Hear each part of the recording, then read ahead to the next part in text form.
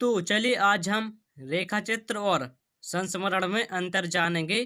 तो please video को like share and comment करना ना भूलें और हमारे चैनल को भी सब्सक्राइब कर लें और जो बगल में बेल आइकन है उसे भी प्रेस कर लें।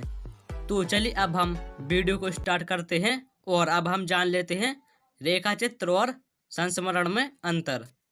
रेखा चित्र, जब हम किसी घटना, व्यक्ति या वस्तु का शब्दों के माध्यम से ऐसा कलात्मक वर्णन करते हैं कि आंखों के सामने चित्र सा उपस्थित हो जाता है, उसे रेखा चित्र कहते हैं। जैसे जब हम किसी व्यक्ति, वस्तु या किसी घटना को देखते हैं और जब हम बाद में अपने ही मन में शब्दों के माध्यम से ऐसा कलात्मक वर्णन करते हैं कि आंखों के सामने उसका चित्र सा उपस्थित हो जाता है, तब हम उसे रेखा चित्र कहेंगे।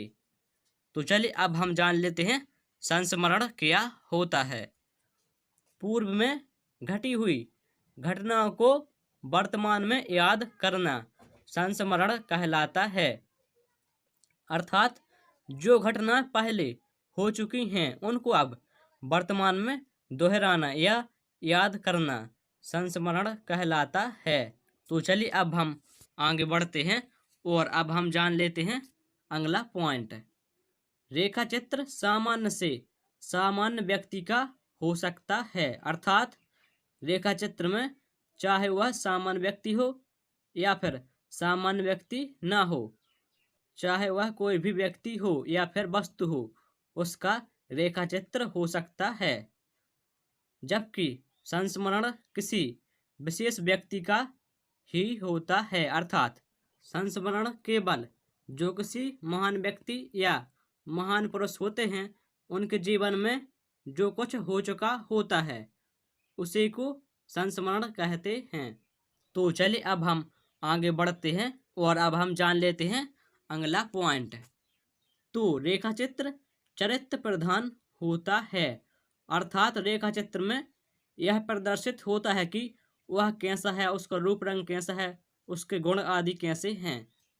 और जबकि संस्मरण यथार्थ प्रधान होता है। अर्थात संस्मरण में सत्यता की प्रधानता होती है। अर्थात जो किसी महान व्यक्ति के जीवन में जो घटना पहले हो चुकी हैं अर्थात वह सत्य हो चुकी हैं, तो इस प्रकार संस्मरण में सत्यता की प्रधानता होती है। अगला पॉइंट है रेखा चित्र में लेखक तटस्थ होता है। अर्थात रेखा चित्र में स्वयं वह लेखक रेखा चित्र प्रदर्शित करता है, जबकि संस्मरण व्यक्तिपरक होता है। अर्थात जो उस व्यक्ति के जीवन में जो जो घटनाएं हो चुकी हैं तो वह घटनाएं उस व्यक्ति पर ही आधारित होती हैं। तो अब हम रेखा चित्र और संस्मरण के कुछ एग्जाम्पल देख लेते हैं। तो प्रमुख रेखा चित्र हैं माटी की मूर्तें, स्मृति की रेखाएं, अतीत के चलचित्र आदि। और प्रमुख संस्मरण हैं प्रेमचंद घर में, पथ का साथी आदि। Thank you.